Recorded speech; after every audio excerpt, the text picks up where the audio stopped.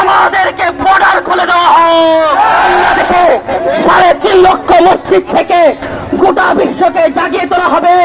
March for Gaza, Bangladesh থেকে ফিলিস্তিনের গাজা অভিমুখে লং মার্চ হবে। ইসরায়েলের কবর রচনা করা হবে।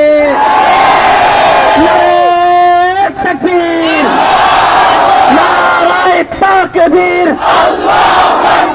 ফিলিস্তিন, ফিলিস্তিন জিন্দাবাদ।